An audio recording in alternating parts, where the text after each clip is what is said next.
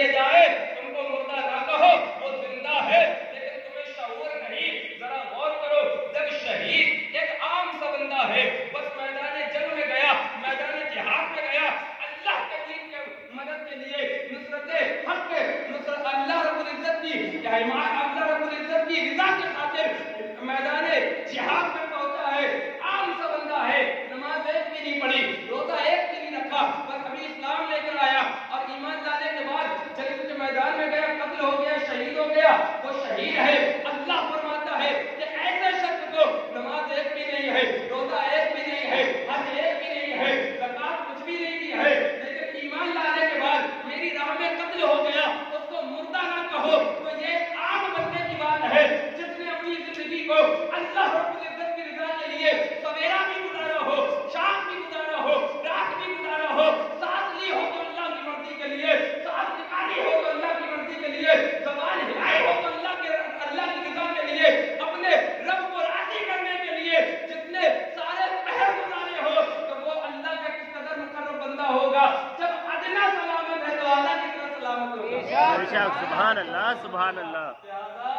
غوث اعظم انہی اعلیٰ شخصیات میں سے ایک عظیم شخصیت ہے، اور اتنی عظیم شخصیت کہ بلا تشبیہ و بلا تمثیل سمجھو، جس طریقے سے نبیوں میں مصطفیٰ جان رحمت سید عالم صلی اللہ علیہ وسلم کا مقام و مرتبہ ہے، اسی طریقے سے ولیوں میں غوث اعظم کا مقام ہے نا۔ اسی لیے تو میرے امام فرماتے ہیں کہ واہ کیا مرتبہ ہے غوث ہے بالا تیرا، اونچے اونچوں کے سروں سے قدم اعلیٰ تیرا، اور اولیاء ملتے ہیں آخر وہ ہے طلبہ تیرا، اور جس کی منبر ہوئی کرم اولیاء اس کرم کی کرامت میں لاکھوں سلام۔ غوث اعظم کون ہے؟ آؤ، میں نے مختصر سا واقعہ جمعے میں بیان کیا تھا، آپ کے والد، آپ کے والدہ، آپ کے نانا کا، لیکن آؤ غوث اعظم کون ہے؟ سرکار غوث اعظم رضی اللہ تعالیٰ عنہ پیدا ہوئے 30 رمضان کو، یا 29 رمضان ہو یا 29 شعبان ہو یا 30 شعبان ہو، 29 شعبان کو پیدا ہوئے، اور اگلے دن چاند کی ایک تاریخ تھی، لیکن چاند نظر نہیں آیا کہ آسمان پر بادل تھا۔ لوگوں میں بڑا مسئلہ کہ کل کا روزہ ہے یا نہیں ہے۔ یہ سرکار غوث اعظم کی بچپنے کی بات ہے، جب آپ پیدا ہوئے اس وقت کی بات ہے۔ یہ سرکار غوث اعظم رضی اللہ تعالیٰ عنہ جب ولادت آپ کی ہوئی تو اختلاف ہوا کہ چاند ہوا کہ نہیں ہوا، تو آپ کیونکہ آپ کا جو گھرانہ تھا وہ اشرف گھرانہ تھا، بلند والا گھرانہ تھا، عزت والا مقام والا گھرانہ تھا، سارے لوگ جمع ہو کے پہنچے کہ بتائیں چاند ہوا یا نہیں ہوا۔ تو آپ کی والدہ ماجدہ نے آپ کی والدہ ماجدہ نے یہ خبر پہنچائی کہ چاند رمضان کا ہو چکا ہے، اس لیے کہ آج کا روزہ ہے، آج صبح سے میرے بچے نے دودھ نہیں کیا ہے۔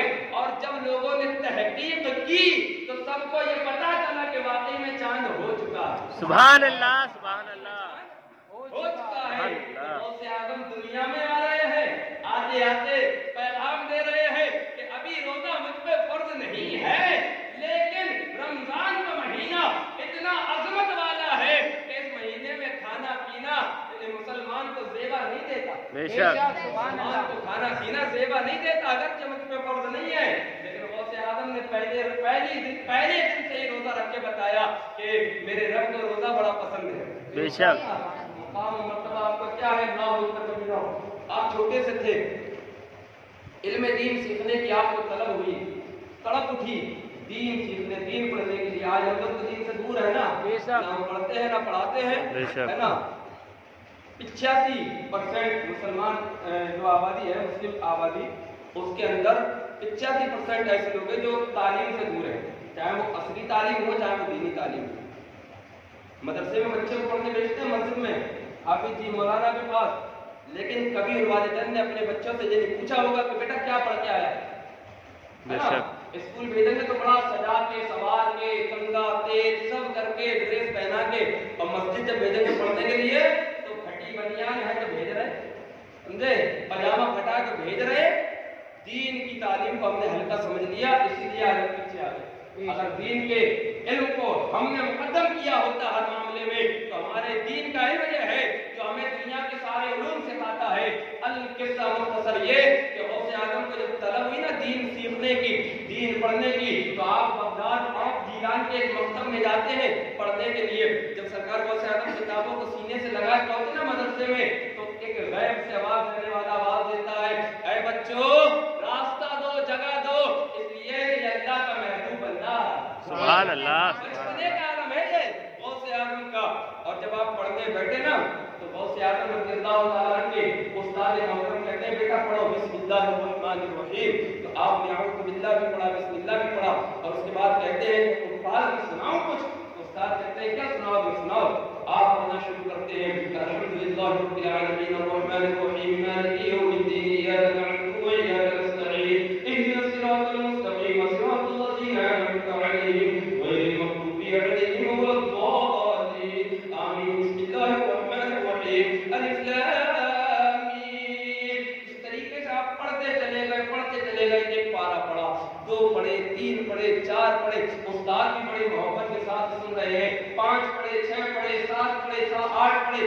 آپ نے 17 پارے ایک ہی بیٹھک میں اپنے استاد کو سنائے اور کہا کہ استاد محترم یہ اتنے میں نے اپنی ماں کے پیٹ میں یاد کیے تھے جو میں نے آپ کو سنا دیے, آگے کہ آپ مجھے یاد کرا دیں. سبحان اللہ. سبحان اللہ. 17 پارے ماں کے پیٹ سے حفظ کر کے غوث اعظم دنیا میں آئے, ہے نا. آج ہمارا بچہ کیا یاد کر کے آتا ہے, ماں بہن کی گالیاں, اس لیے کہ ہماری ماں بھی گالی بک رہی ہے, ابا بھی گالی بک رہا ہے. گھر میں آتے ہیں ابا سلام کرتے ہی نہیں ہے, گالی پہلے بنتے. یہ تو حال ہے ہمارے معاشرے کا. ہاں, اور یہی تباہی کا دروازہ ہے. جب ہمارا گھر کا معاشرہ بگڑتا ہے تو پھر سماج بگڑتا ہے, پھر شہر بگڑتا ہے, پھر اس ملک کا نظام بگڑتا ہے, اور پھر اس ملک میں اللہ تعالیٰ ظالم و جابر بادشاہوں کو مسلط کر دیتا ہے. پھر جو ان کے اوپر جو ایسے سخت اقدامات اٹھاتے ہیں کہ جس کو لوگ سمجھتے ہیں کہ اب ہم پر ظلم ہو رہا ہے. یہ آج وہی نتیجہ ہے کہ ہم دین سے دور ہوئے. غوث اعظم رضی اللہ تعالیٰ عنہ پڑھتے ہیں, ایک مرتبہ کتاب بدل میں بعد آ رہے تھے مدرسے سے واپس گھر کو, تو بیل گھوم رہا تھا. بیل سمجھتے ہیں نا جی, گائے, ایک گائے تھی, بیل گھوم رہا تھا. تو غوث اعظم رضی اللہ تعالیٰ عنہ بچپنے کا عالم ہے, آپ کے ذہن میں خیال آئے لاؤ اس کے ساتھ تھوڑا سا تفریح کر دی جائے, کھیل دیا جائے. آپ اس کی پوچھ پکڑتے ہیں, تب تک وہ بیل گھومتا اور کہتا ہے فصیح زبان میں, جیسے انسان بولتے کہتا ہے وہ بیل کہ اے عبد القادر تمہیں اللہ نے اس لیے پیدا نہیں کیا کہ تم میرے ساتھ کھیلو, تمہیں تو اللہ نے کسی اور مقصد سے پیدا کیا ہے. یہ بات اتنی اثر کری دل پر, اتنی اثر کری کہ آپ گھر پہ آئے, اور گھر پہ آنے کے بعد پھر آپ کا یہ عادت ہوا کہ آپ اللہ رب العزت کی یاد میں ایسے مستغرق ہوئے, ایسے ڈوب گئے کہ جب حج کا زمانہ آیا, قافلہ حج کا جانے لگا نا, غوث اعظم کے دل میں بھی تمنا اٹھ گئی کہ میں بھی جاؤں خانہ کعبہ کی زیارت کر کے آؤں, میں بھی جاؤں نانا کے روزے کی زیارت کر کے آؤں. اللہ اکبر کبیرہ. آپ قافلے کے ساتھ جب جانے کے ارادہ کرتے ہیں نا تو اسباب ایسے نہیں ہوئے کہ آپ جا سکے. آپ کو پٹی باندھے اپنے گھر کی چھت سے دیکھ رہے ہیں قافلہ حج کا جا رہا ہے, آپ ان کو الوداعی سلام پیش کر رہے ہیں, اپنی ٹپکتی ہوئی آنکھوں سے آنسو جاری ہیں, اور آنسوؤں کے ساتھ ان کو الوداع کہہ رہے ہیں. اللہ اکبر کبیرہ. غوث اعظم کا یہ مقام ہے کہ اللہ رب العزت نے غوث اعظم کو وہ مقام مرتبہ عطا فرمایا ہے کہ ساری دنیا خانہ کعبہ کا طواف کرنے جاتی ہے. خانہ کعبہ پر ہم نے حکم دیا, اے کعبہ جا اور میرے بندے عبد القادر کے گھر کا طواف کر. غوث اعظم نے دیکھا تھا دنیا کعبے کا طواف کر رہی ہے اور کعبہ میرے گھر کا طواف کر رہا ہے. سبحان اللہ. سبحان اللہ. سبحان اللہ. سارے کعبے طواف کرتے ہیں, کعبے کا طواف, کعبہ کرتا ہے طواف. در بالا تیرا تجھ سے در سے سب سے ہے مجھ کو نسبت, میری گردن میں بھی ہے دور کا ڈورا تیرا, اور اس نشانی کے جو سب ہے نہیں مارے جاتے, حشر تک میرے گلے میں رہے پٹا تیرا. ہاں, ہم نے کسی ایرے کے ایسے ویسے کہ ہاتھ میں نے ہاتھ نہیں دیا ہے, ہم نے اس ذات کے ہاتھ میں ہاتھ دیا ہے کہ جس کا ہاتھ مصطفیٰ کے ہاتھ میں ہے, جس کا ہاتھ مولا علی کے ہاتھ میں ہے, جس کا ہاتھ امام حسین کے ہاتھ میں ہے, جس کا ہاتھ زین العابدین کے ہاتھ میں ہے, جس کا ہاتھ امام باقر کے ہاتھ میں ہے, جس کا ہاتھ امام جابر کے ہاتھ میں ہے, جس کا ہاتھ امام موسیٰ کاظم کے ہاتھ میں ہے, جس کا ہاتھ سرکار حضرت امام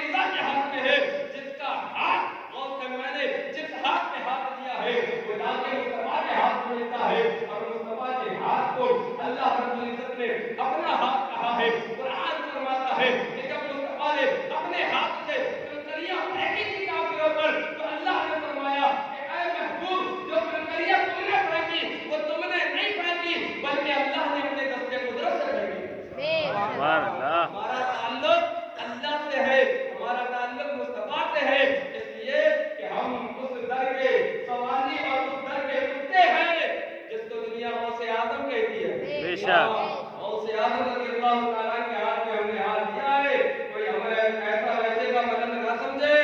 ہاں الحمدللہ ثم الحمدللہ، میرے آقا سیدی امام اہل سنت نے تو بڑی پیاری بات کہی تھی اور آپ نے دعوے کے ساتھ کہا کہ رضا کا خاتمہ بالخیر ہوگا، تیری رضا شامل ہے یا غوث، اے غوث اعظم تیرا کرم اگر ہے، تیری رضا ہے تو پھر رضا جو ہے وہ دنیا سے ایمان کے ساتھ جائے گا۔ اور غوث اعظم کے مریدوں پر رب کا فضل کیا ہے پتہ ہے؟ غوث اعظم کے مریدوں پر رب کا فضل اور احسان کیا ہے؟ میرے غوث اعظم کا خود فرمان ہے، میرے آقا سیدنا غوث اعظم فرماتے ہیں رضی اللہ تعالیٰ عنہ کہ میرا مرید جو مجھ سے محبت کرنے والا، مجھ سے پیار کرنے والا میرے سلسلے میں ہے، اللہ تعالیٰ اس کو جب تک موت نہیں دیتا جب تک وہ اپنے گناہوں سے توبہ نہ کرے۔ بے شک سبحان اور اس کا خاتمہ ایمان پر اللہ فرماتا ہے جو غوث اعظم کا مرید ہوا کرتا ہے۔ پیارے اس لیے لوگ اپنے باپ کے نام کو لگاتے ہیں، لوگ اپنے دادے کے نام کو لگاتے ہیں۔ الحمدللہ ہم نے بچپن سے اپنے نام کے ساتھ سرکار غوث اعظم کا نام لگایا اور ڈنڈی نچوڑ کر کہتے ہیں کہ میں قادری ہوں، شکر ہے بے قدیر کا، دامن ہے میرے ہاتھ میں پیرانے پیر کا۔ بے شک اس لیے تو ہمیں کوئی ایسے ویسے کا مطلب نہ سمجھے غوث اعظم کو لے آؤ اپنی درسگاہ میں پڑھا رہے ہیں غوث اعظم بچوں کو، تو پڑھاتے پڑھاتے آپ نے سردی کا زمانہ ہے، شال کمبل جس کو کہتے ہیں نا اوڑے ہوئے تھے، سردی کا عالم تھا، آپ نے اپنے کمبل سے ہاتھ نکالا اور یوں کر کے بڑھایا اور بڑھانے کے بعد پھر اندر کر دیا۔ اللہ اکبر کبیرہ۔ جب آپ نے اپنے ہاتھ کو نکالا تھا تو سوکھا تھا اور جب آپ اپنے ہاتھ اندر کرنے لگے تو گیلا تھا۔ شاگردوں نے پوچھ لیا کہ حضرت یہ کیا بات ہے، ابھی آپ کا ہاتھ سوکھا تھا اور ہاتھ گیلا ہو گیا، کیا ماجرا ہے؟ سرکار غوث اعظم رضی اللہ عنہ کہتے ہیں پڑھو اپنا سبق پڑھو۔ جب استاد نے پہلے سبق پڑھو تو پھر اس میں مجال ہے کہ وہ بولے، پڑھ رہے تھے سبق، اتنے میں تھوڑی دیر کے بعد ایک قافلہ آتا ہے، آنے کے بعد سرکار کی بارگاہ میں سلام پیش کیا اور پیش کرنے کے بعد سرکار کا شکریہ ادا کرتے ہیں کہ اے میرے آقا سیدنا غوث اعظم آپ کا بڑا احسان غلاموں کے اوپر ہے کہ اگر آج آپ نہ ہوتے تو ہم تو ڈوب ہی جاتے۔ سرکار غوث اعظم رضی اللہ عنہ کی بارگاہ میں جب وہ آئے تو آپ نے کہا کہ جاؤ تمہارا کام ہو گیا، بس تم جاؤ۔ اللہ والے جو ہوتے ہیں وہ اپنی شہرت نہیں کرواتے، بے شک اپنی کرامتوں کو چھپاتے ہیں، بے شک لیکن اللہ تعالیٰ کی کرامتوں کو اور ظاہر کرواتا ہے۔ بے شک آپ نے منع کرنا ہے تمہارا کام ہو گیا، جاؤ تم اپنا کام کرو، مجھے اپنا کام کرنے دو۔ اللہ اکبر۔ میرا شاگرد پڑھ کے پہنچے اسی کام کے حالت کے بعد ضرور بات بچے گے، بتاؤ بات کیا تھی، بات کیا تھی، کیا ماجرا تھا، تم نے جو کہا کہ آپ کا شکریہ کیا، اگر آپ نے ہوتے تو گفتگو کیا بات ہے؟ غوث اعظم کے وہ غلام وہ مرید کہتے ہیں کہ اصل میں بات یہ تھی، ہم لوگ سمندری جہاز میں سفر کر کے بغداد ہی آ رہے تھے کہ راستے میں سمندر میں طوفان پیدا ہو گئی، سمندر میں طوفان اٹھا اور ہمارے جہاز کا جو کپتان تھا اس نے قابو کھو دیا اور ہمارا جہاز قریب تھا کہ ڈوب جاتا، کہ جب تک ہم میں سے کسی ایک نے کہا یا شیخ عبد القادر جیلانی شاعر للہ، اتنا کہنا تھا کہ پانی سے ہاتھ میں گزار ہوا اور اس جہاز کو اٹھا کے ساحل پہ لا کے رکھ دیا اور پھر وہ ہاتھ غائب ہو گیا۔ اللہ اکبر کبیرہ۔ تو وہ بندے سے یہ کہتے ہیں تو وہ شاگرد کہتے ہیں ارے سنو سنو، وہ ہاتھ کسی اور کا نہیں تھا، وہ ہاتھ عبد القادر کا تھا، اس لیے کہ جب وہ پڑھ رہے تھے انہوں نے اپنے ہاتھ کو آگے بڑھایا تھا، سوکھا تھا، جب وہ پیچھے کیا تو وہ گیلا تھا۔ ہم یقین سے کہتے ہیں وہ ہاتھ کسی اور کا نہیں، وہ غوث اعظم کا ہی تھا۔ بے شک سبحان اللہ سبحان اللہ۔ کہا شاید ہے کہ نکال آئے پہلے کے ڈوبے ہوئے کو اور اب ڈوبتے تو بچا غوث اعظم۔ بے شک اور غوث اعظم ہے اللہ اکبر کبیرہ۔ ایک مرید آئے سرکار کی بارگاہ میں، کہا کہ حضرت میں کسی کام کے ذریعے سے کسی کام کے سبب شہر سے باہر جانا چاہتا ہوں، لہٰذا آپ سے اجازت لینے آیا ہوں، آپ مجھے اجازت دے دیجیے۔ غوث اعظم فرماتے ہیں کہ تم نہ جاؤ، تم نہ جاؤ۔ وہ کہتا ہے کہ حضور کام بڑا ضروری ہے، اگر نہیں جاؤں تو بڑا نقصان ہوگا اور بہت شدت کا کام ہے، اجازت دے دیں۔ سرکار غوث اعظم نے منع فرمایا کہ نہیں جاؤ۔ چونکہ جو خاص مرید ہوتے ہیں تو تھوڑا لگے بھی ہوتے ہیں ہے نا، بار بار اس طرح کہ حضور اجازت دے دے اجازت دے دے. سرکار غوث اعظم کہتے ہیں اچھا جا چلے جا. سرکار غوث اعظم نے کہا جا تو چلے جا. جب وہ چلا گیا نا تو اپنی تجارت کر کے سارا معاملہ کر کے جب وہ واپس آنے لگا تو ایک سرائے میں، پہلے سرائے ہوا کرتے تھے جس کو ہم لوگ مسافر خانہ کہتے ہیں. اب تو یہ چیز ختم ہو گئی ورنہ پہلے بہت ہوا کرتی تھی. تو مسافر خانے میں سرائے میں اس نے قیام کیا نا تو رات میں اس کو پیشاب کی حاجت ہوئی یا بیت الخلا کی اس کو حاجت ہوئی. مختصر یہ تو وہ اپنے سامان کو جو مال تھا دولت تھی اس کو اپنے ساتھ لے کے جاتا ہے اور بیت الخلا میں رکھتا ہے اور اپنی قضائے حاجت سے فارغ ہوتا ہے. اللہ اکبر کبیرہ. ادھر غوث اعظم رضی اللہ تعالیٰ کا مرید جب قضائے حاجت سے فارغ ہو کے آ کر بستر پہ لیٹتا تو کیا دیکھتا ہے خواب میں کہ اسی سرائے میں لیٹا ہوا ہے. چند ڈاکو آئے اور آنے کے بعد اس کو قتل کر دیا اور اس نے سارا مال اور اسباب جو تھا سب چھین لیا. خواب دیکھ رہا ہے وہ چیز خواب میں ہے نا. جب اسے دیکھا نا کہ مجھے قتل کر دیا اور میرا سارا مال چھین لیا بھاگ کے اٹھا ایک دم خوف طاری تھا. اٹھا تو دیکھا کہ صحیح سلامت ہے جسم صحیح ہے مرا بھی نہیں زندہ ہوں. دوڑا گیا بیت الخلا میں دیکھا تو جہاں مال اس نے رکھا تھا تاخ میں وہاں پر اس کا مال رکھا ہے. وہاں سے اٹھایا اور پھر صبح جیسی بھی ہوئی اس کے بعد جب وہ اپنے سفر سے لوٹ کے بارگاہ غوثیت میں آیا نا تو اس نے آنے کے بعد کہا کہ حضور بڑا کرا ماجرا ہوا بڑا ڈراؤنا خواب دیکھا. اب دیکھو غوث اعظم کو مقام اللہ نے کیا عطا فرمایا ہے کیا عطا کر دیا ہے. جب ان کے قدم ہو دیتے ہیں شہادت تمنا کی جوڑی محتاج کا جب یہ عالم ہے محتاج کا عالم کیا ہوگا.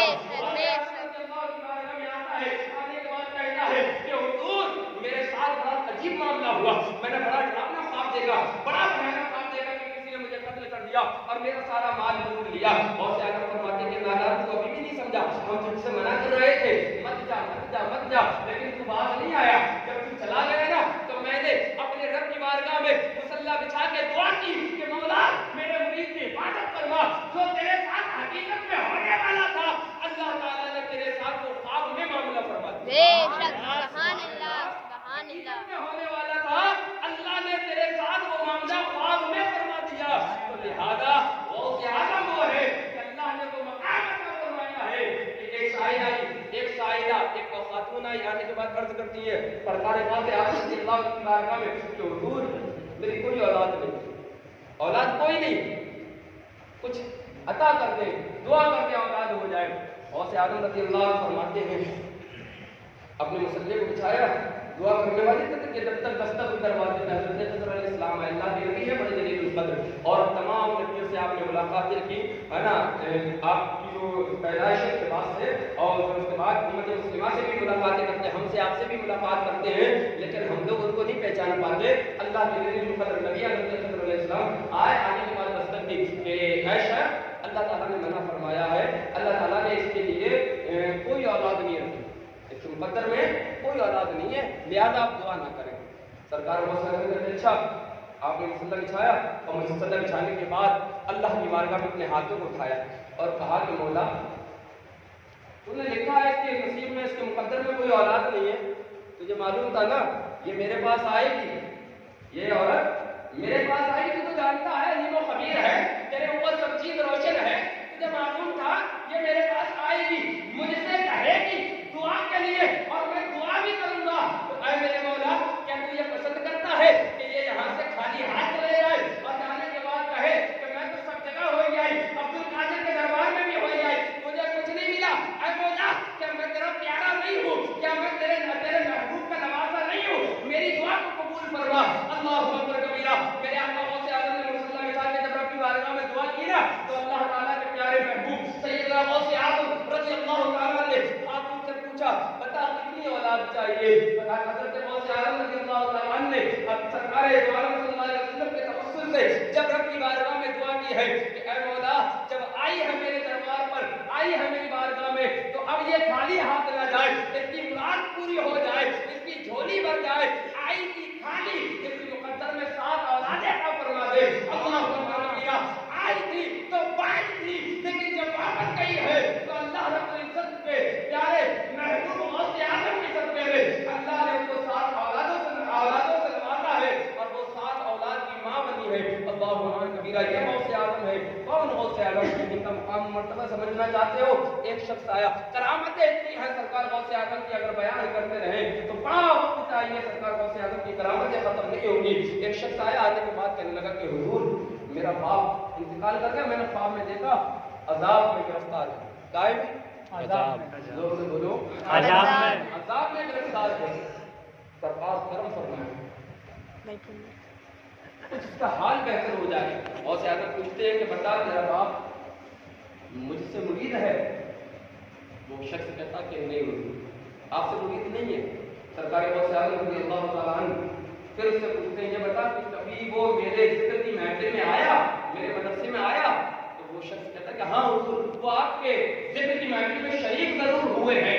اللہ اکبر کبیرہ. جب اس نے اتنا کہا نا غوث اعظم رضی اللہ تعالیٰ نے اپنا مسئلہ بچا رب کی بارگاہ میں ہاتھ اٹھائے, کہا مولا تیرا ذکر جہاں ہو وہاں پہ رحمتیں نازل ہوتی ہیں, ذکر جہاں ہو وہاں پر رحمتیں نازل ہوتی ہیں. یہ تیری رحمت کو کیسے گوارا ہو سکتا ہے کہ جہاں تیری رحمتیں نازل ہو اس محفل میں کوئی آئے تیری رحمت میں نہا جائے اور پھر اس کے بعد اس پر عذاب کرے, مولا اس پر سے عذاب کو اٹھا لے. اللہ اکبر کبیرہ. اتنی دعا کر کے غوث اعظم نے اپنے ہاتھوں کو چہرے سے پھیرا اور کہا کہ تیرا کام ہو گیا. وہ شخص جاتا اگلے دن پھر آتا ہے, آنے کے بعد کہتا ہے کہ حضور میں نے اپنے باپ کو خواب میں دیکھا نا تو وہ جنت میں ٹہل رہا ہے. سبحان اللہ سبحان اللہ. وہ جنت میں ٹہل رہا تھا. سرکار غوث اعظم رضی اللہ تعالیٰ عنہ وہ عظیم المرتبہ شخصیت پیارے کہ آپ کے خصائص اور فضائل وہ ہیں کہ آج لوگ کہتے ہیں نا کہ نبی ہماری طرح ہے.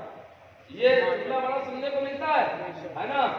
ان کو چاہیے کہ وہ اپنا ڈی این اے ٹیسٹ کرائیں. بے شک. ہاں وہ اپنا ڈی این اے ٹیسٹ کرائیں کہ وہ حقیقی اپنے باپ کی اولاد ہے یا اور کسی کی ہے. بے شک. کہ جو مصطفیٰ کی شان میں توحید کرتا ہے وہ حلالی ہوتا ہی نہیں ہے. قرآن اٹھاؤ سورہ نور والقلم 29 میں پڑھے گی, دوسری سورت ہے, 13ویں آیت ہے. اللہ فرماتا ہے, اللہ رب العزت فرماتا ہے کہ محبوب جو تمہاری شان میں وہ ساخیہ کرتا ہے وہ حرام زادہ ہے. میں جو کہہ رہا ہوں حرام زادہ یہ اشرف علی تھانوی کا ترجمہ ہے. اعلیٰ حضرت نے فرمایا کہ اصل میں خطا ہے. بات وہی ہے, اصل میں خطا ہونا اس کی نسب درست نہیں ہے, اس کا باپ کوئی اور ہے, وہ اپنے باپ کسی اور کو بنایا ہوا ہے. تو لوگ کہتے ہیں کہ سرکار ہماری طرح ہے تو ڈی این اے ٹیسٹ کرانا چاہیے. بہرحال سرکار دو عالم صلی اللہ علیہ وسلم کی تو کوئی مثال ہی نہیں ہے. جب ان کے غلاموں کی کوئی مثال نہیں ہے تو سرکار کی مثال کیسے ہوگی؟ بے شک. فضائل آپ کے فضائل یہ ہیں کہ ہمارے اور آپ کے بدن پہ مکھی بیٹھتی ہے کہ نہیں بیٹھتی؟ بے شک. بولو بیٹھتی ہے کہ بے نہیں شک. بیٹھتی ہے نا. مچھر بیٹھتا ہے نہیں بیٹھتا؟ بے شک. بیٹھتے ہی ہے, انجیکشن بھی ٹوکتا ہے. ہاں انجیکشن بھی ٹوکتا ہے. لیکن غوث اعظم کی کرامت یہ ہے, آپ کی خاصیت یہ ہے, آپ کا مقام یہ ہے کہ آپ کے جسم پر کبھی کوئی مکھی نہیں بیٹھی اور نہ کبھی کوئی مچھر بیٹھا. جب جسم کے اعتبار سے غوث اعظم ہماری طرح نہیں ہو سکتے تو خصائص اور فضائل کے اعتبار سے کیسے ہو جائیں گے؟ بے شک. اور جب غوث اعظم ہماری طرح نہیں ہو سکتے تو مصطفیٰ کیسے ہماری طرح ہو سکتے؟ بے شک. وہ تو خالق کون و مکان نے اپنے محبوب کو ایسا بے مثل و بے مثال بنایا ہے کہ کوئی چیز سرکار کی طرح ہے ہی نہیں. بے شک. اور سرکار کی تو بڑی عظمتوں والی شان ہے, کوئی غوث اعظم کا ثانی نہیں ہے تو سرکار کا ثانی کیا ہوگا؟ بے شک. ہاں. اور دوسری بات بتاؤ, ہمارے جسم سے پسینہ نکلتا ہے نا, خوشبو نکلتی ہے بدبو نکلتی ہے؟ بدبو. بدبو آتی ہے, بو آتی ہے, اسمیل آتی ہے نا. بے شک. سرکار غوث اعظم کے جسم سے جب پسینہ نکلتا تھا وہ خوشبودار نکلا کرتا ہے. سبحان اللہ. یار جسم کے پسینے میں جب کوئی برابر نہیں ہو سکتا تو ذات میں کیسے برابر ہو جائے گا؟ بے شک. ہاں جب پسینے میں کوئی برابر نہیں ہو سکتا تو ذات میں کیسے برابر ہو سکتا ہے؟ اسی لیے تو سیدی سرکار اعلیٰ حضرت فرماتے ہیں الہما کہتے ہیں اے غوث ہے وہ دیما تیرا مر کے بھی چین سے سوتا نہیں, مارا تیرا کہ اے غوث اعظم جو تیری عداوت میں تیری دشمنی میں مر جاتا ہے, مرنے کے بعد بھی وہ چین نہیں پاتا, عذاب میں گرفتار ہی رہتا ہے. مرتبہ وہ ہے پیارے. آؤ دیکھو یہ تو سرکار کی فضائل اور کرامتیں تھی, آپ کی زندگی بھی تھوڑی دیکھتے ہیں. آپ کی زندگی کیا ہے؟ میرے آقا سیدنا غوث اعظم نے 40 سال عشاء کے وضو سے فجر کی نماز پڑھی. بے شک. سبحان اللہ. بے شک بے شک. آج ہم سردیوں میں ظہر کے وضو سے اثر نہیں پڑھ پاتے, بے شک. اثر کے وضو سے مغرب نہیں پڑھ پاتے. لیکن سردیوں کی رات لمبی ہوتی ہے, گرمیوں کی رات چھوٹی ہوتی ہے. غوث اعظم نے 40 سال جس میں سردیوں کی رات بھی آتی ہے، گرمیوں کی رات بھی آتی ہے، فجر عشاء کے وضو سے فجر کی نماز پڑھی ہے، اور ایسا وقت آیا سرکار غوث اعظم کے اوپر کہ آپ نے ایک رات میں کئی مرتبہ غسل کیا، شیطان آپ کو بلبلاتا، سخت سردی کے عالم میں آپ دریائے دجلہ میں جاتے غسل فرماتے، آپ ٹھنڈے پانی سے خوف نہ کھاتے، اس لیے کہ جو اللہ والے ہوتے ہیں وہ کسی چیز کا خوف نہیں رکھتے، وہ صرف اللہ کی رضا مقدم رکھتے ہیں، ان کی نظروں میں اللہ کی رضا ہوتی ہے کہ اللہ کو راضی کرنا ہے۔ ایک رات میں کئی مرتبہ آپ نے غسل فرمایا، وضو فرمایا ٹھنڈے پانی سے، ہے نا؟ کبھی ایسا بھی دور آیا اور پھر ایسا بھی دور آیا کہ 40 سال تک آپ نے عشاء کے وضو سے فجر کی نماز پڑھی، اور ایسا بھی دور آیا کہ آپ نے یہ قسم اٹھا لی کہ میں جب تک کچھ کھاؤں گا نہیں تب تک میرا رب مجھے کچھ نہیں کھلائے گا۔ قسم اٹھائی آپ نے اور پھر رب نے کھلایا۔ جو اللہ پہ کامل یقین رکھتے ہیں نا، کامل یقین، اللہ تعالیٰ ان کی مدد بھی فرماتا ہے۔ غوث اعظم نے قسم اٹھائی کہ میں کچھ نہیں کھاؤں گا جب تک میرا رب نہیں کھلائے گا۔ اللہ اکبر کبیرہ دن گزرنے لگے، 1 دن 2 دن 3 دن 4 دن 5 دن گزرے، کئی دن گزرے، اتنے کمزور ہوئے کہ زمین پہ آپ لیٹ گئے۔ اللہ کبیرہ غوث اعظم نے کہا حضرت خضر علیہ السلام ایک دودھ کا پیالہ لے کر آئے اور لانے کے بعد سرکار غوث اعظم کی بارگاہ میں پیش کیا کہ اے عبدالقادر لو اس کو پی لو۔ آپ کہتے ہیں کہ اس کو ہٹاؤ دور، اس لیے کہ جب تک میرا رب نہیں مجھے کھلائے گا میں کھاؤں گا پیوں گا نہیں۔ حضرت خضر علیہ السلام پیالہ لے کر آئے تھے نا، آپ کہتے ہیں کہ اے عبدالقادر یہ تمہارے رب کے حکم سے ہی میں لے کر آیا ہوں، تمہارا رب ہی نے اس کو بھیجا ہے، لہٰذا اس کو پی لو۔ اللہ اکبر کبیرہ جب اس واقعے پر سرکار اعلیٰ حضرت کی نظر پڑی تو آپ کہتے ہیں قسم دے دے کے کھلاتا ہے، پلاتا ہے تجھے، پیارا اللہ تیرا چاہنے والا تیرا۔ بے شک تو جس کو اللہ منا کے کھلائے وہ ہے غوث اعظم۔ اور وہ کون ہے غوث اعظم؟ ایک مرتبہ آپ جا رہے تھے تو ایک ضعیف شخص، بڑا کمزور، بڑا ہی کمزور لاغر شخص زمین پہ پڑا ہوا تھا، آپ نے ہاتھ اٹھایا لگایا اور کھڑا کر دیا، جیسے ہی آپ نے کھڑا کیا نا تندرست ہو گیا، جوان ہو گیا، خوبصورت حسین ہو گیا۔ آپ نے پوچھا کہ ماجرا کیا ہے، بات کیا ہے، یہ کیا ہوا؟ تو وہ شخص جو ابھی تک ضعیف کمزور تھا اب جو توانا تندرست ہو گیا کہنے لگا اصل میں بات یہ ہے کہ میں مصطفیٰ صلی اللہ علیہ وسلم آپ کے نانا کا دین ہوں، اور لوگوں کی بدعمالیوں کے سبب میں کمزور ہو چکا تھا، اے عبدالقادر تیرا ہاتھ لگائے اللہ نے مجھے دوبارہ زندہ کر دیا۔ بے شک اور یہ ہوئی نا بات ابھی ایک مقام پر، اب جب آپ آ رہے ہیں نا، جب آپ آ رہے ہیں بغداد کا معاملہ ہے، اب جو بھی شخص ملتا ہے سلام کرتا ہے، السلام علیکم یا محی الدین، اے دین کو زندہ کرنے والے تجھ پر سلام ہو۔ غوث اعظم رضی اللہ تعالیٰ جواب دیتے ہیں اور سوچنے لگتے ہیں کہ میرا نام تو عبدالقادر ہے، یہ محی الدین کہاں سے آ گیا؟ پھر آپ آگے بڑھے نا تو پھر دوسرا ملا، دوسرا کہتا ہے السلام علیکم یا محی الدین، اے دین کو زندہ کرنے والے تجھ پر سلام ہو۔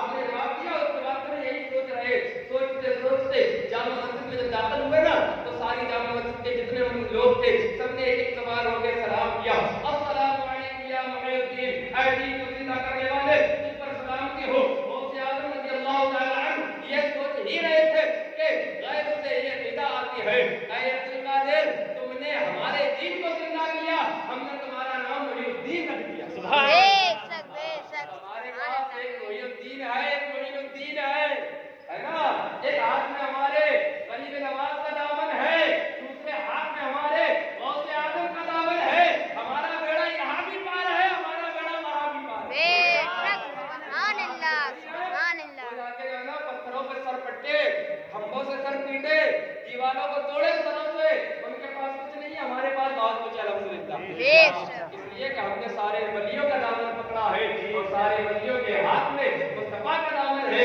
جب ہم ان کے ہو گئے تو وہ مصطفیٰ کے ہے اور مصطفیٰ خدا کا ہے، تو ہم ان کے ہوئے تو مصطفیٰ کے ہوئے، خدا کے ہوئے، لہٰذا جب ہم ان کے ہو گئے تو خدا کے ہوئے۔ بے شک المختصر یہ، لہٰذا پیارے غوث اعظم رضی اللہ تعالیٰ عنہ نے علم دین سیکھنے پہ بڑا زور دیا، آپ نے دین سیکھا بھی اور دین پڑھایا بھی، لوگوں کو قرآن حفظ کرایا، حدیثیں پڑھائی، ہے نا، لیکن آج اگر ہمیں محبت ہے تو ہم بھی اپنے آپ کو دین کے سانچے میں ڈالیں، دین کا علم حاصل کریں، ہے نا، دین کی باتیں سیکھیں، اپنے بچوں کو بھی دین سکھائے، اپنے بچوں کو بھی دین پڑھائے۔ اس لیے کہ ایک اصول یاد رکھو، ایک اصول بڑی ذمہ داری کے ساتھ، اور یہ بڑی مضبوط بات ہے کہ کوئی بھی جاہل سمجھتے نا ان پڑھ گواہ، کوئی بھی جاہل اللہ کا ولی نہیں ہو سکتا۔ بے شک ہم کتنی نمازیں پڑھے، کتنے روزے رکھے، کتنے سجدے کرے، کتنے حج کرے، اللہ کا ولی نہیں ہو سکتا۔ ولی ہونے کے لیے عالم کا ہونا شرط ہے، لیکن ہر عالم ولی ہو ایسا بھی نہیں ہے۔ بے شک ہر عالم ولی ہو ایسا بھی نہیں ہے، لیکن ہر ولی عالم ضرور ہے، ہر ولی عالم ضرور ہے۔ غوث اعظم وقت کے مفتی، سرکار غریب نواز وقت کے مفتی، سرکار علی احمد صابر کلیری وقت کے مفتی، سرکار اسلام نواز سے دیوا وقت کے مفتی، حضرت محبوب الہی وقت کے مفتی، قطب الدین بختیار کاکی وقت کے مفتی، حضرت فرید الدین گنج شکر وقت کے مفتی، حضرت داتا علی حجویری وقت کے مفتی، حضرت قطب المنار ولی الدین زندہ ہمیشہ منار وقت کے مفتی، اعلیٰ حضرت وقت کے مفتی، مفتی اعظم وقت کے مفتی، حجت الاسلام وقت کے مفتی، شیخ سنت وقت کے مفتی، تاج الشریعہ تعلیم مذاکر وقت کے مفتی۔ ہر ولی عالم ضرور ہوتا ہے، لیکن کوئی عالم ولی ہو یہ ضروری نہیں ہے۔ بے شک ہر ولی عالم ضرور ہوتا ہے۔ اور ایک مثال اور اس کو دے کے سمجھا دیتا ہوں کہ ولی عالم کیوں ہوتا ہے۔ شیطان کا تخت لگتا ہے اثر کے بعد۔ کب لگتا ہے؟ اثر کے بعد۔ اثر کے بعد شیطان مہاراج بیٹھتے ہیں، وراجمان ہوتے ہیں اپنے تخت پر، اپنے تمام چیلے چپاٹے کو جمع کرتے ہیں، اور جمع کرنے کے بعد کہتے ہیں کہ بتاؤ تم نے آج کیا کیا اپنے چیلوں سے، تم نے کیا کیا، تم نے کیا کیا؟ تو کوئی کہتا ہے کہ سردار آج ہم نے بڑا کام کیا ہے۔ شیطان کہتا ہے کیا کیا؟ کہتا ہے کہ آج ہم نے دو میاں بیوی میں جھگڑا کروا دیا، دو میاں بیوی میں جھگڑا کروا دیا۔ شیطان کہتا ہے اچھا بس ٹھیک ہے کوئی بات نہیں، بیٹھو۔ دوسرے سے پوچھتا تم نے کیا کیا؟ کہتا ہے کہ سردار آج ہم نے جو ہے نا زنا کروا دیا۔ شیطان کہتا بس ٹھیک ہے بیٹھو۔ تیسرے سے پوچھا تم نے کیا کیا؟ کہ سردار آج ہم نے ایک نمازی قضا کروا دی۔ شیطان کہتا ہے ٹھیک ہے بیٹھو۔ لوگ بڑے شیطان جتنے اس کے چہرے سے بڑے تھے بڑے کنفیوژن میں، یار اتنے بڑے بڑے کام کر دیے ہم نے اور ہمارے سردار کو جو ہے نا کوئی خوشی نہیں ہو رہی۔ ایک کہتا ہے کہ سب سے تھکا ہارا سب سے پیچھے آتا ہاتھ تک کاپتا آتا، کہتا ہے کہ سردار آج میں نے جو ہے نا بڑا چھوٹا سا کام کیا۔ کہا کیا کیا؟ کہا کہ میں نے ایک پڑھنے والے کو، طالب علم کو پڑھنے سے روک دیا۔ جب شیطان نے یہ سنا نا تو اچھل کے کودنے لگا تخت پر اور کہنے لگا آ میرے قریب آ، میرے سینے سے لگ جا، تو نے میرے دل کو ٹھنڈا کر دیا۔ تو سارے شیطان جو تھے جو جتنے تھے سب کہنے لگے کہ بات کیا ہے، ہم نے اتنے بڑے بڑے کارنامے کیے تجھے کوئی خوشی نہیں ہوئی، اور اتنے ذرا سا کام کیا تو خوش ہو گیا۔ اس نے کہا کہ تم نہیں سمجھتے، اس نے اتنا بڑا کام کیا ہے کہ اگر وہ علم حاصل کر لیتا اور اس کے بعد اس کے سارے اعمال کرتا، وہ زنا سے بھی بچ جاتا، وہ حرام سے بھی بچ جاتا، نماز بھی نہیں چھوڑتا۔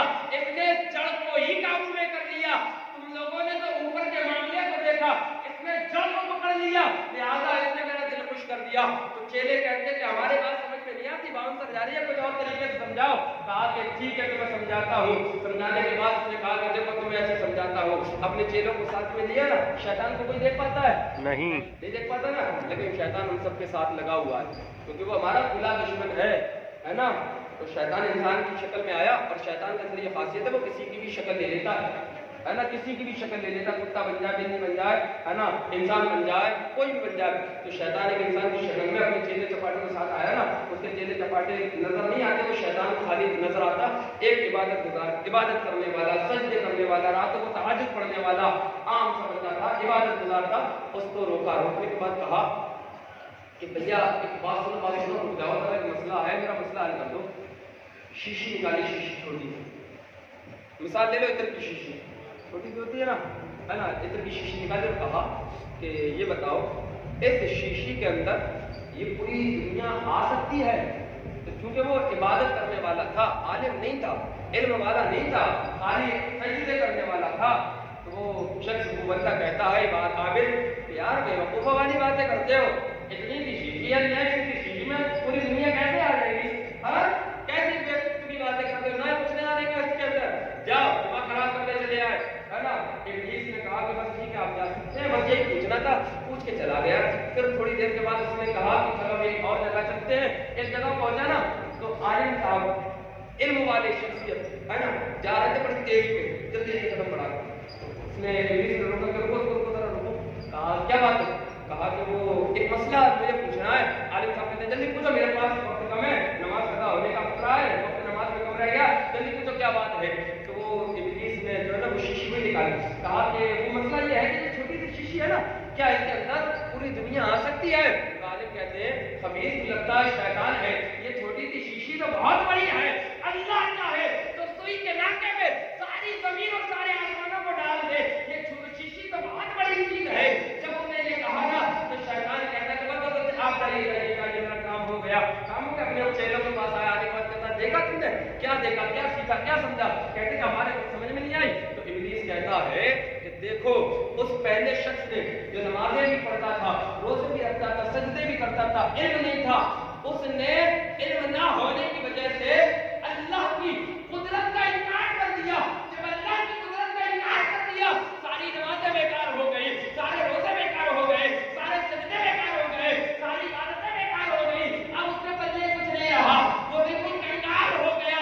اور اس بندے نے یہ علم والا تھا, اس نے رب کی قدرت کا انکار نہیں کیا, اس لیے اس کی نمازیں بھی بچی رہی, اس کے سجدے بھی بچے رہے, اس کے روزے بھی بچے رہے, اس کی عبادتیں بھی بچی رہی. لہٰذا علم ہوگا بندہ شیطان سے لڑ سکتا ہے, شیطان کا مقابلہ کر سکتا ہے. ورنہ آج دیکھو علم نہ ہونے کی ہی تو وجہ ہے, علم نہ ہونے کی تو وجہ ہے کہ آج اگر شادی ہوتی ہے گھر میں تو اگر ڈھولک نہ بجے, ڈھولک نہ بجے تو کہتے ہیں کوئی پتا چلا شادی ہوئی ہے, ہر گھر میں آتا ہوں, جب تک ڈھولک نہیں بجے گا تب تک پتہ ہی نہیں چلے گا شادی ہوئی ہے. اور بعض بات تو ظاہر ایسے کہتے ہیں کہ ڈھولک بجانا سنت ہے, جو حرام کو سنت بتائے ایمان سے نکل جائے گا, ہے نا. تو علم نہیں ہوگا, شیطان اپنے لازم میں دے دیتا, سب کچھ برباد کر دیتا ہے. لہٰذا وہ سے آدم نے ہی تو سیکھا, سکھایا اور پیغام دیا کہ اے میرے ماننے والوں علم سیکھو. جب علم ہوگا تو اپنے رب کی معرفت حاصل ہوگی, اپنے رب کا تمہیں قرب حاصل ہوگا, اپنے رب کو پہچانو گے. اور جب رب کو پہچان جاؤ گے تو دنیا کی حقیقت کیا ہے؟ اس کی حقیقت یہ ہے کہ یہ ایک بدبودار پٹلیا ہے, ایک بدبودار کہنا چاہیے مواد ہے جو دنیا ہمیں نظر آتی ہے. جب اس کی حقیقت کو کوئی جان لیتا ہے تو اس سے دور بھاگتا ہے, اور جو اس کی حقیقت کو نہیں جانتا وہ دنیا کی رنگینیوں میں مست ہو جاتا ہے. آج یہی حال ہمارا ہے, دنیا کی رنگینیوں میں مست ہے, دین سے دور ہے. بے شک دین سے دور ہے, دنیا ہی ہے نا. اللہ ہدایت عطا فرمائے. یہ جو بج رہا ہے نا, یہ جو بج رہا ہے, جو بھی بجا رہا ہے نا, اس کا سنا یہ بہت اپنے آپ کو سمجھ رہا ہے کہ میں بہت اچھا کام کر رہا ہوں. ہاں لیکن بیٹا مر تو صحیح, قبر میں جا کر پتہ چلے گا تیرے سارے پتے ڈھیلے نہ ہو جائیں. ایسی مار پڑے گی ٹکٹ کی, ایسی مار کہ کوئی بچانے والا نہیں ہوگا. اور جتنے سن کر اس میں ڈھونکے لگا رہے ہیں نا, سب کا گناہ اس بجانے والے پہ آئے گا, بجانے والے پہ. ہاں یہ سمجھ رہا ہے کہ بہت اچھا کام ہو رہا ہے, مر تو صحیح پتہ چلے گا ایسی مار ماریں گے فرشتے کہ سارے پنجے تیرے ڈھیلے ہو جائیں گے, اور وہاں کوئی بچانے نہیں آئے گا. یہاں اگر کسی سے جھگڑا ہو جائے تو بھیا آ جاتا ہے, باپ آ جاتا ہے, چچا آ جاتا ہے, محلے کا رشتے دار آ جاتا ہے, ٹکو مار رہا ہے میرا رشتے دار ہے, وہاں کوئی نہیں آنے کا, کوئی نہیں آئے گا. وہاں پہ دھیان رکھنا ایسی ٹکٹ کی مار پڑے گی. لہٰذا ان چیزوں سے دور ہم ہوں گے جب ہمارے پاس علم ہوگا. بے شک علم ضروری ہے.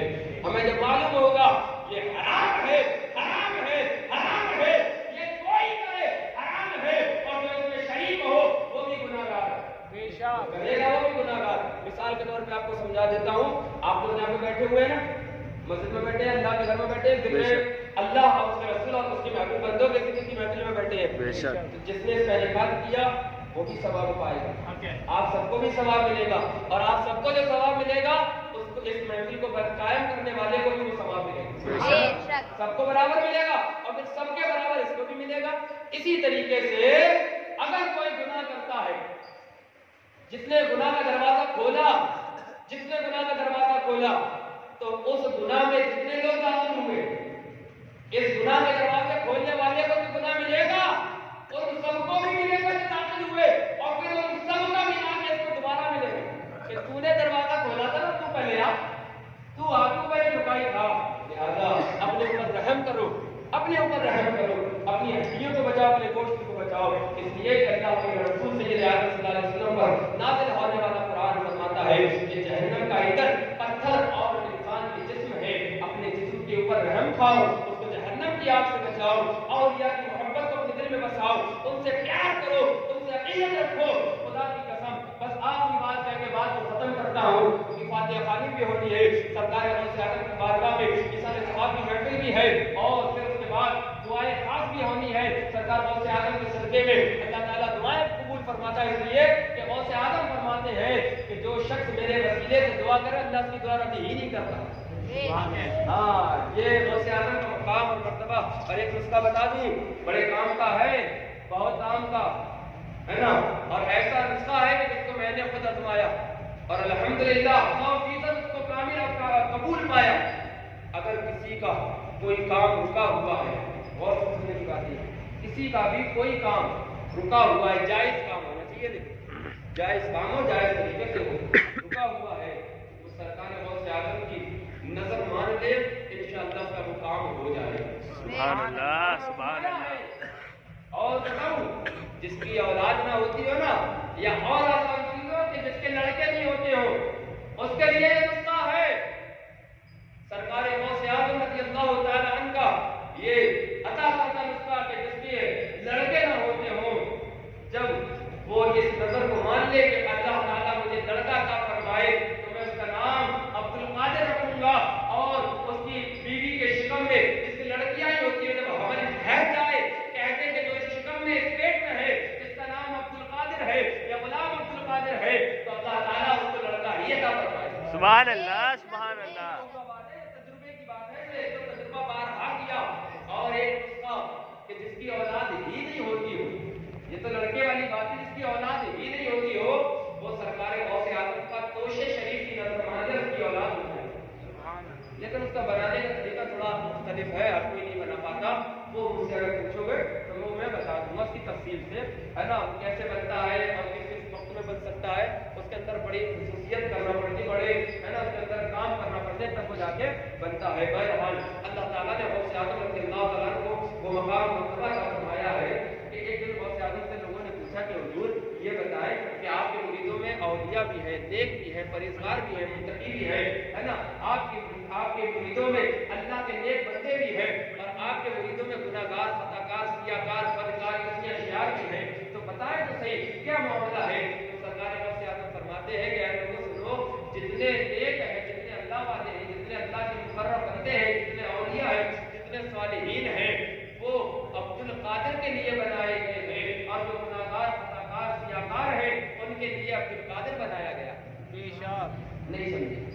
नहीं समझे, जो नेक हैं, जो परहेजगार हैं, सरकार गौसे आदम के गुलामों में वो भी हैं बेशक, और जो गुनाहगार हैं, खताकार हैं, हम जैसे कमीने, खताकार, सियाकार, है ना, हम जैसे खताकार भी सरकार गौसे आदम के गुलामी में है बेशक। तो सरकार गौसे आदम से पूछा कि हुजूर ये बताया कि नेक भी है, गुनाहगार भी है, क्या मामला है। तो आपने फरमाया कि जो नेक है वो अब्दुल कादिर के लिए बनाए गए हैं, और जो गुनाहगार है उनके लिए अब्दुल कादिर बनाया गया है कि जब क़यामत का दिन होगा, गुनाहगारों को अल्लाह ताला की बारगाह में पेश किया जाएगा, तो मैं अपनी निस्बत से, अपने वसीले से अल्लाह की बारगाह में उनको बख्शवा के जन्नत में लेके जाऊंगा। सुभान अल्लाह, है ना।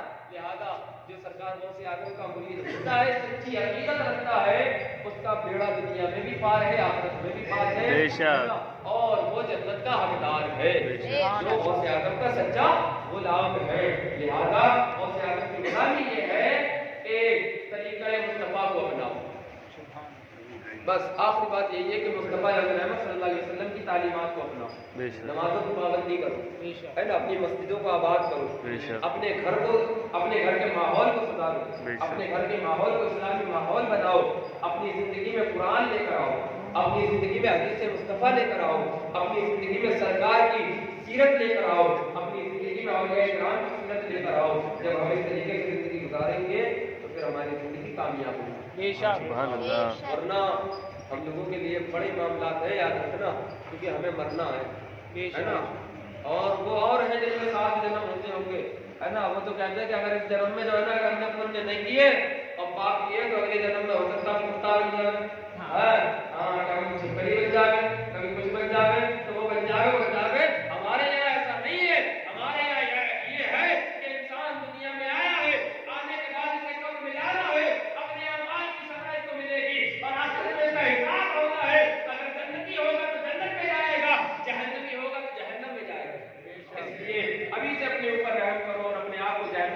سے بچاؤ جس کا ایندھن انسان اور پتھر ہے. لہٰذا غوث اعظم سے سچی محبت کرو اور یہ غوث اعظم کی محبت ہی کیا محبت ہی کی علامت ہے کہ جو ہم لوگ بیٹھے ہوئے. بے شک. اللہ تعالیٰ اپنے حبیب کے صدقے میں ہم سب کو اولیاء کاملین کی محبتوں سے مالا مال فرمائے. اور چونکہ آج 11 تاریخ چل رہی ہے، شریف ہے، اپنے گھروں پہ سرکار غوث اعظم کی نظر کا اہتمام کرو.